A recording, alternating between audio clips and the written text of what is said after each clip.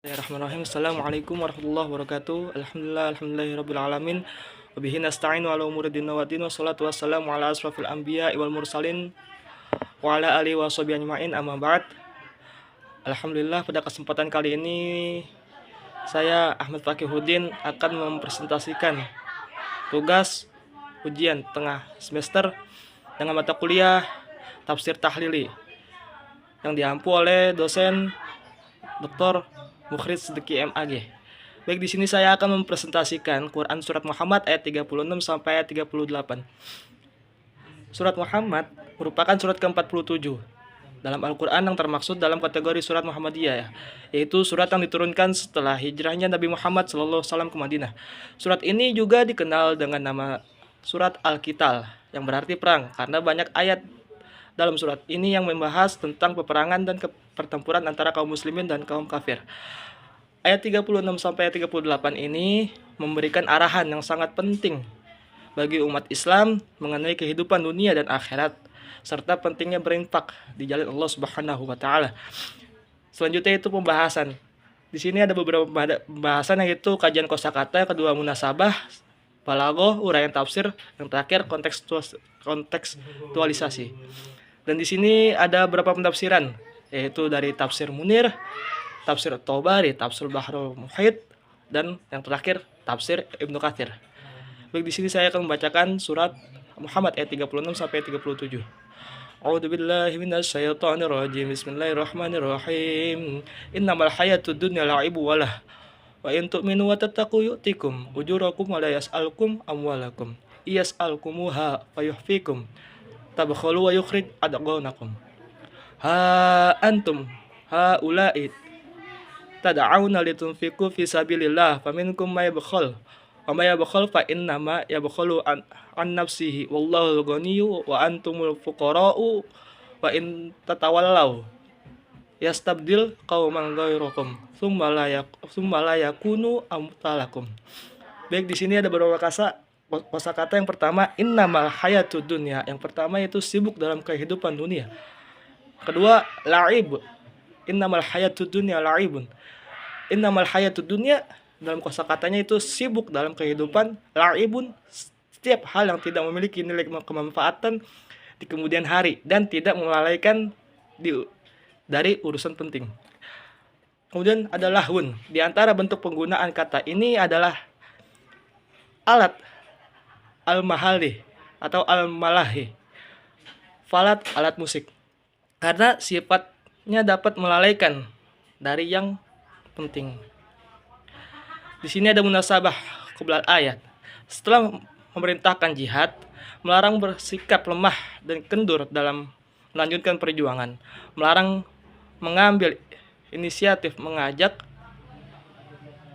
damai dan genjatan senjata dengan musuh.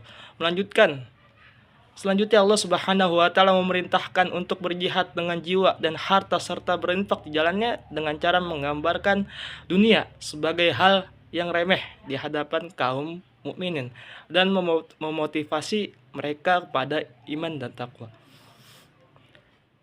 Dalam tafsir tahlili, innamal hayatud dunya la'ibu walah. Wahai orang-orang mukmin, teguhlah kalian berjihad melawan musuh, pandanglah remeh kehidupan duniawi dan gapailah akhirat, sebab hasil dunia adalah permainan yang sendau gurau, yakni batil dan menipu. Artinya tidak permanen dan tidak bernilai kecuali yang diperuntukkan untuk Allah Subhanahu wa taala dengan menapaki jalan-jalannya, mencari keridhaannya, beribadah kepadanya dan menaatinya. Dalam tafsir tahlil, wa in tu'minu wa tattaqu yu'tikum ujurakum wa la yas'alkum amwalakum.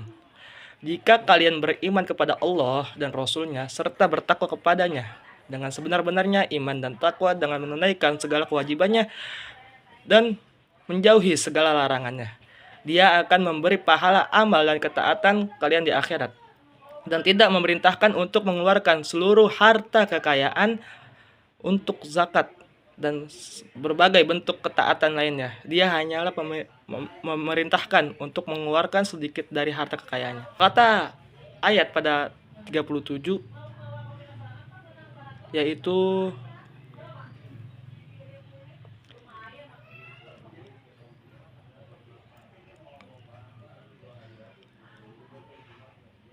yukhrij. Kekikiran itu menampakkan. Yang selanjutnya, wa yuhfikum, meminta secara mendesak, adghanakum, kedengkian, kebencian dan permusuhan kalian terhadap agama Islam. Dalam tafsir Munir, iyas al-kumuha fayuhfikum tabkhulu wa yukhrij adghanakum. Jika Tuhan kalian meminta seluruh harta kalian secara mendesak, kalian akan bersikap kikir dan tidak mau menjalankan perintahnya. Dan ketika itu kebencian kalian akan tampak. Qadatoh mengatakan Allah Subhanahu wa taala telah mengetahui bahwa perintah mengeluarkan harta akan menampakkan kebencian. Faktanya sebagaimana yang dikatakan Ibnu Katsir. Memang benar, itu seperti dan begitulah adanya.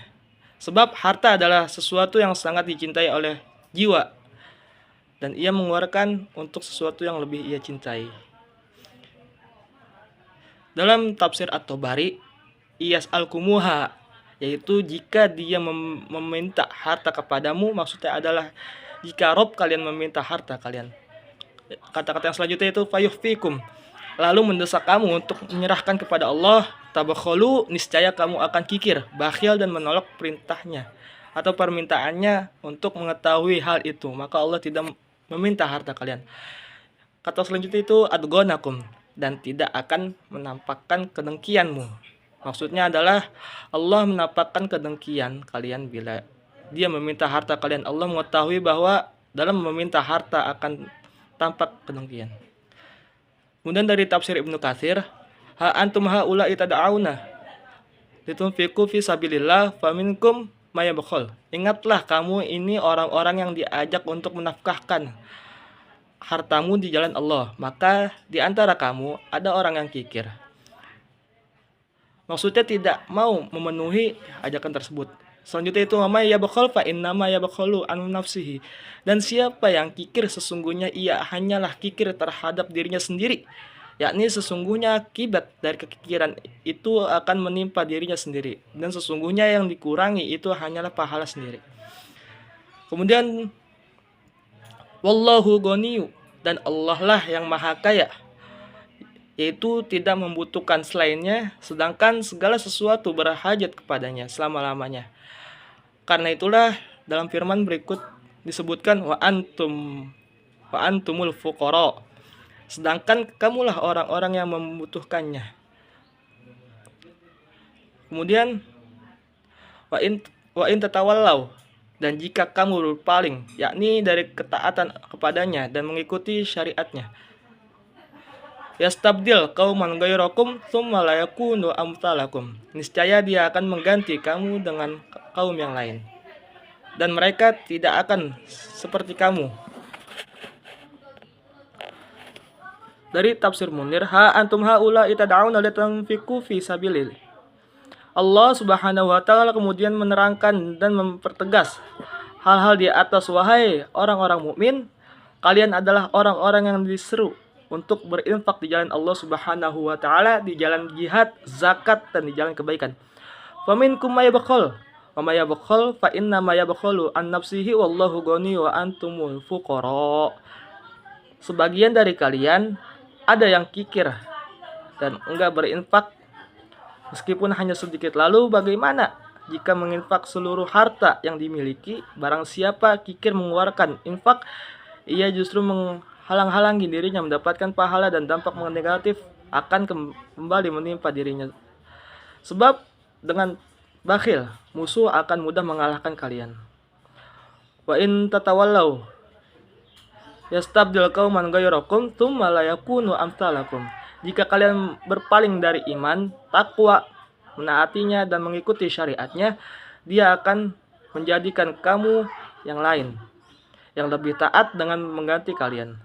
Mereka adalah orang-orang yang patuh dan mentaati berbagai perintah Allah Subhanahu wa taala. Mereka tidak seperti kalian yang berpaling dari iman, takwa, bakhil dan tidak berinfak di jalan Allah Subhanahu wa taala.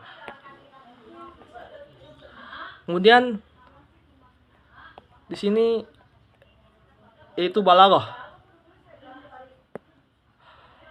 At-tibaqu wa huwal jam'u baina syai'i wa diddihi fil kalam. Tobak merupakan bagian dari pembahasan al-muhassinat al-ma'nawiyah. Al-muhassinat al-ma'nawiyah adalah gaya bahasa yang memperindah makna dalam suatu ungkapan bahasa Arab. At-tabaqu wa huwa jam'u baina syai'i wa diddihi fil kalam. Itu adalah perkumpulan suatu perkara dengan lawannya dalam suatu kalimat. Dan tobak ini ada dua, yaitu at-tobak al-ijab dan tibak as-salab. Yaitu contohnya al-fuqara sama al-ghani. Gitu. Kemudian kontekstualisasi yang ini pembahasan yang terakhir. Yang pertama, dunia adalah permainan senda gurau, tempat hal-hal yang melalaikan dan syahwat. Yang kedua, harta adalah sesuatu yang disenangi manusia. Yang ketiga, kikir. Yang keempat, Allah Subhanahu wa taala maha kaya dari para hambanya dan segala sesuatu. Allah Subhanahu wa taala tidak sedikit pun membutuhkan harta mereka. Yang kelima, Allah Subhanahu wa taala akan mengganti mereka dengan kaum lain yang lebih menaati Allah daripada mereka. Lalu kaum itu menjadi lebih utama, lebih ideal dan lebih baik daripada mereka. Baik, terima kasih. Wassalamualaikum warahmatullahi wabarakatuh.